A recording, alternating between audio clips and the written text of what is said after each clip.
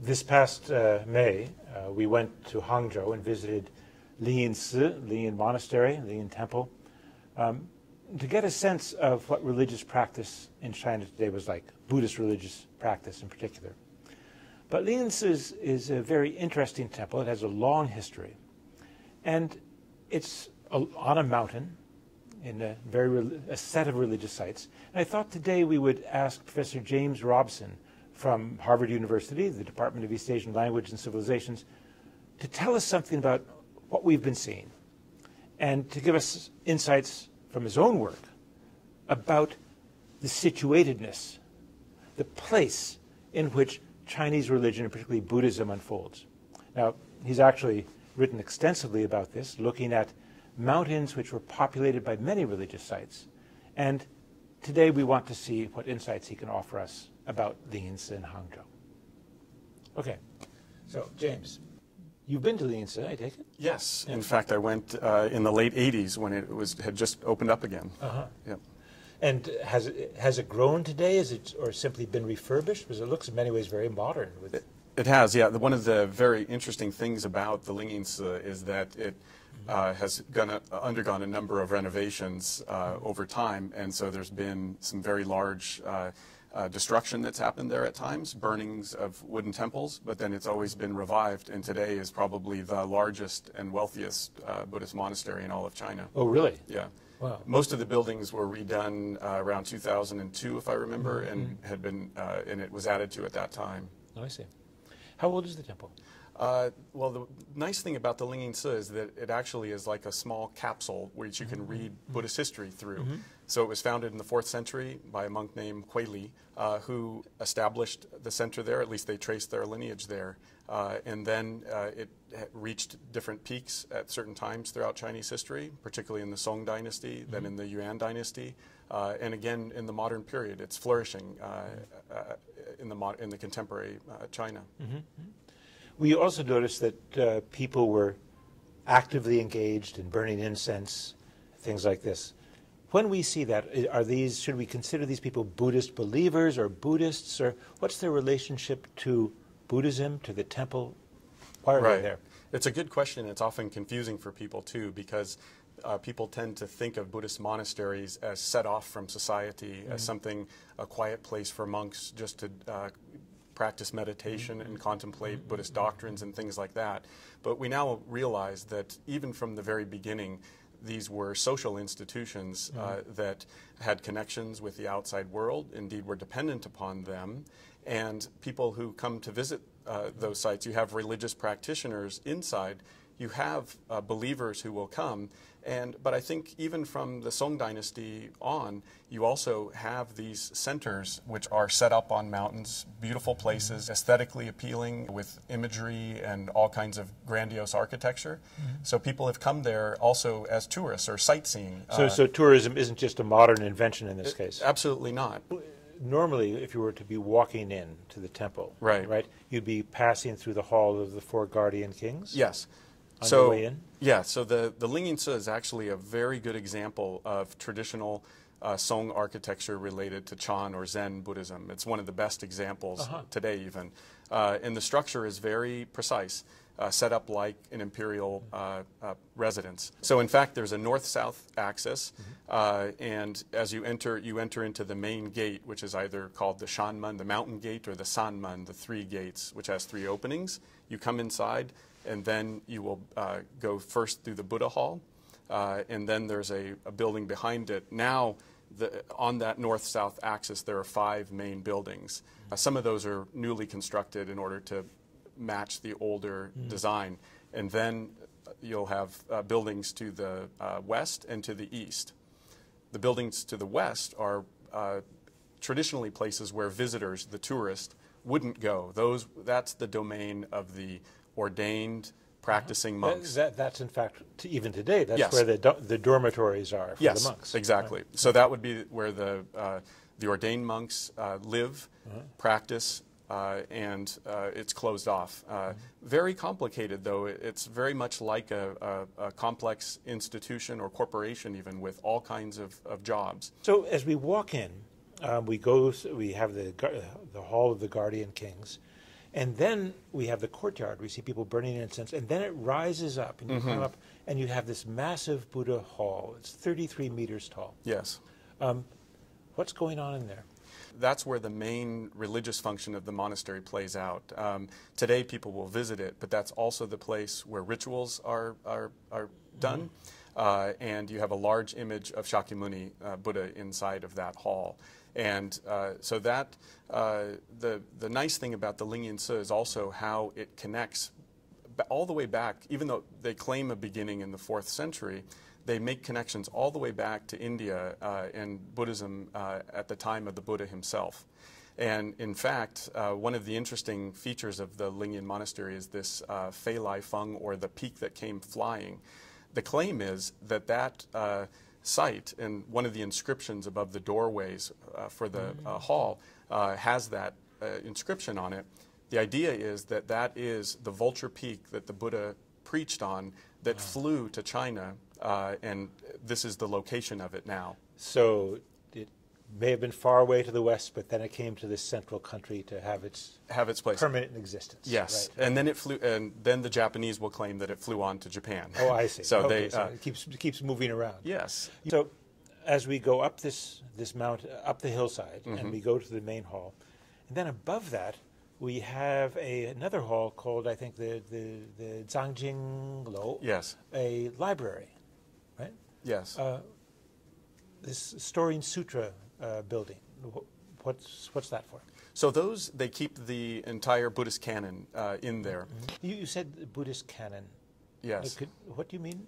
So this is the collection of all of the Buddha's teachings and the rules that govern the monastics. And so it's divided into those different sections.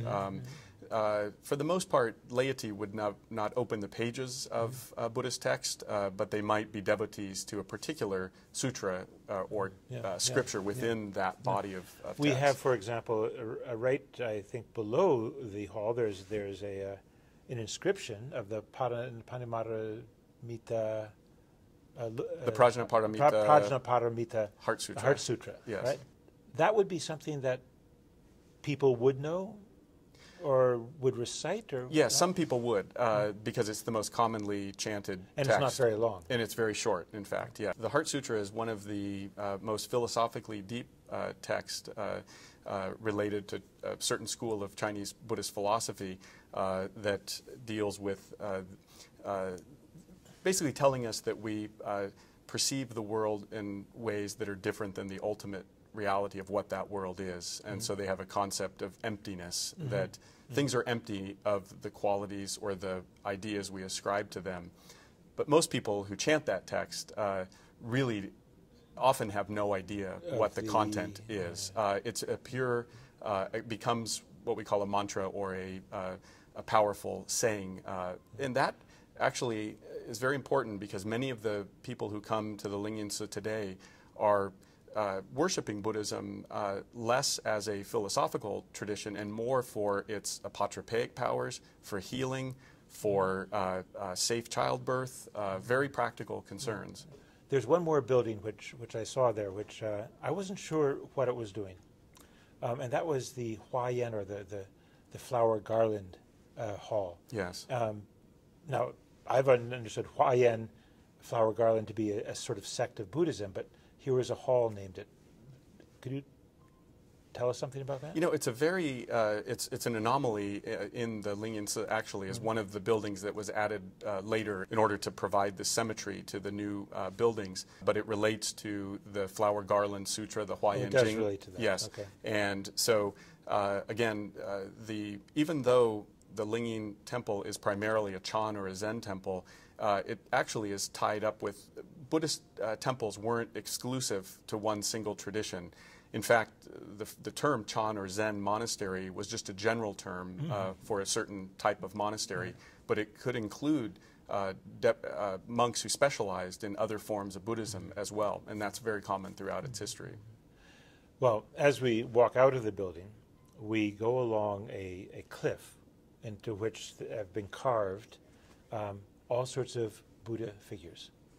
And when we look at this, we see that the rocks have been worn smooth in places from people touching them, feeling them, walking through the rocks. Certainly a lot of these statues seem to be dating from the Yuan period. Yes. And there's one that's of particular interest, I guess, for us. This one right here. Fat, happy-looking figure. Right. What are we seeing? Well, this often people will call this the laughing Buddha or the happy Buddha, right? Which is Maitreya or Mila in Chinese. And that's a very, again, interesting case of the mixing of Buddhism with popular beliefs. So the Maitreya image looks very different in traditional iconography, but became mixed with a legend of a monk by the name of Budai, or cloth bag, which was a popular figure who traveled around with a large sackcloth over his shoulder and dispensed wishes or candy to children. And the belief was that if you worship this figure, and nowadays if you rub his belly, that's the key devotional act, then you would get riches in return. Or nowadays you would get the birth of a child, or there's many different things that are mixed up with it. But this is very much sort of a popular notion of the relationship between us and the gods, right? Yes. Which is that we ask them for favors and they give them back, yes. But I like there's the tactile dimension of this is very important, I think. Even from the inside of the temple, you mentioned the incense.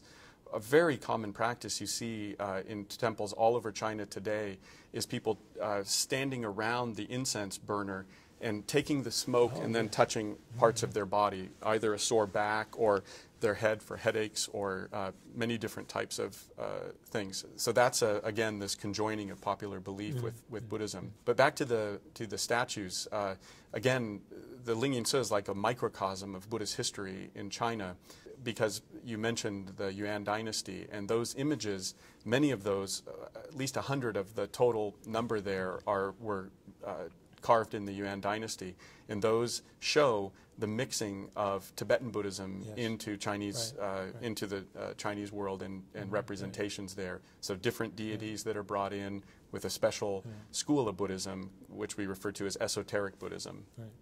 So. I want to close this with asking you a question which I was asking myself as we went there, which is the state of religious practice in China today.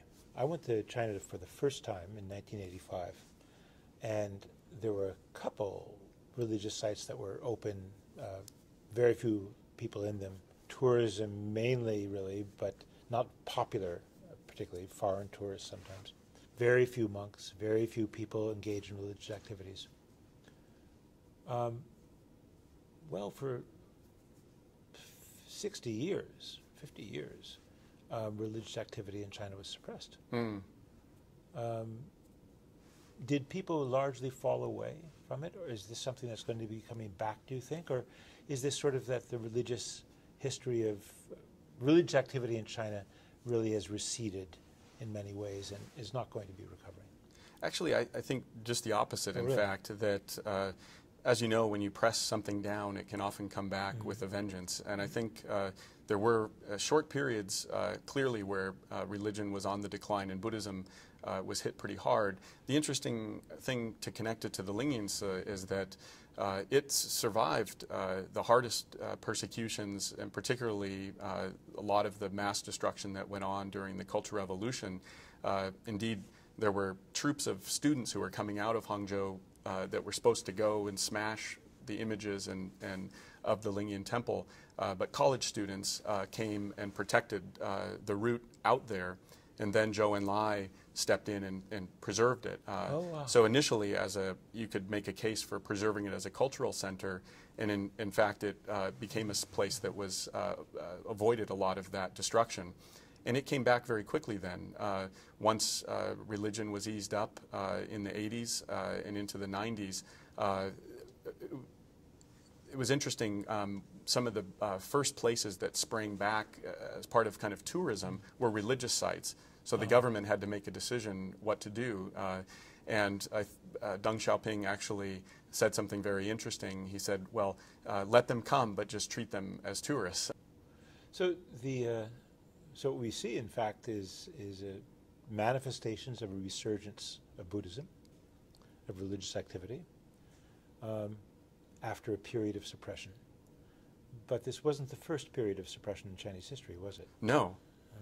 In fact, again, the Lingyin is a good example of a site that has gone through many of these at the end of the Tang Dynasty. In the Song and in the Qing, you have periodic moments where Buddhism is cracked down on. In fact, some imperial decrees would say make all Buddhist temples, convert them into Taoist That's temples. true. In the early 12th century, there was such a decree. Yes, and then they'll go back. And so what's interesting to me is that in spite of these fluctuations back and forth, the site is usually the place that remains the same. And that tends to be related to, I think, the sacrality of that site. That, and I think the interesting notion that the architecture can function in either way. It's not like the kinds of destruction you find in Europe, for example, where you might destroy a church and build a mosque or something like that. Here, they use the same site, and it just moves in and out of these different religions. And the same style of building to some extent as well. Yes. Well, thank you very much. We appreciate it, and I think our audience out there appreciates it as well. Thank you very much. Okay.